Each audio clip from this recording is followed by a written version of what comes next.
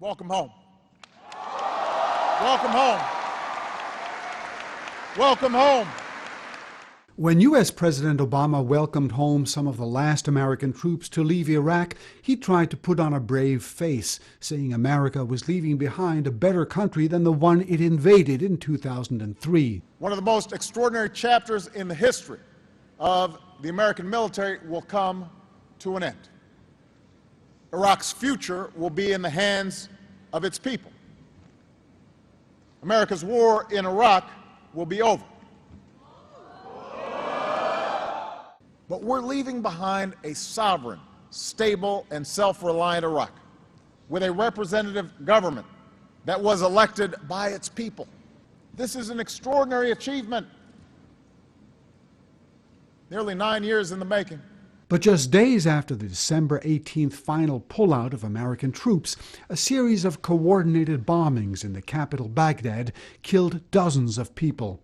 At the same time, the government of Iraq's Prime Minister Nouri al-Maliki, a Shiite, intensified a recent wave of arrests of Sunni politicians, culminating in the arrest warrant for Iraq's Sunni vice president on charges of terrorism. The American Vice President, Joe Biden, spent hours on the phone with leading Iraqi politicians trying to calm the situation. Observers say if the political turmoil doesn't end, Iraq's central government is in danger of losing its hold over the country. No, not civil war, but I think what the most likely outcome to me is a country that is going to fragment more and more on the regional basis. Not necessarily to really descend into war, but probably a country where the regions are going to have, or the provinces will turn into regions like Kurdistan, and they'll have more and more autonomy of the central government, and there will be a rather weak central government, which means then that the country will be divided into zones of influence, because you can be sure that Saudi Arabia and the other Gulf countries, the other members of the Gulf Cooperation Council will play a major role in the Sunni regions if they become autonomous. That Iran will continue to try and exercise a lot of influence in the Shia region, so that there is really the danger of the country dividing into spheres of influence.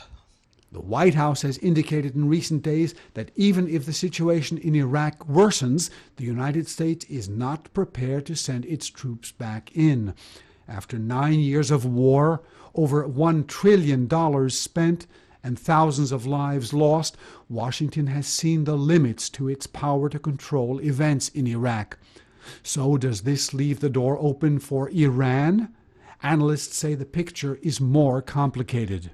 I don't think Iran is yet a winner. For Iran to be a winner, it would need to basically have influence bordering on control over Iraq.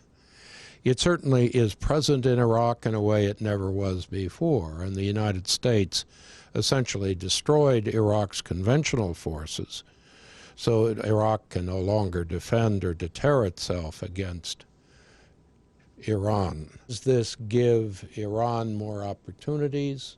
Could this power struggle lead Iraq Shiites to turn to Iran and become dependent on them?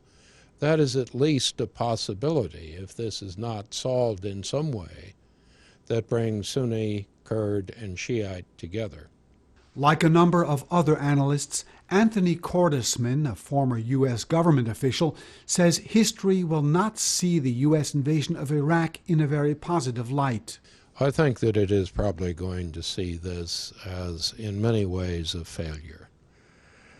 Yes, you got rid of a horrible dictator. You got rid of the man who started the Iran-Iraq war and who invaded Kuwait. But at the same time, you've displaced millions of Iraqis. You caused something like 7 years of economic crisis. You helped trigger a massive insurgency and civil conflict which you weren't prepared to deal with. And at the end of it, you did not create a stable democracy or a stable economy. After almost 9 years of war, the United States has left Iraq with a government that is only partly democratic and of uncertain stability.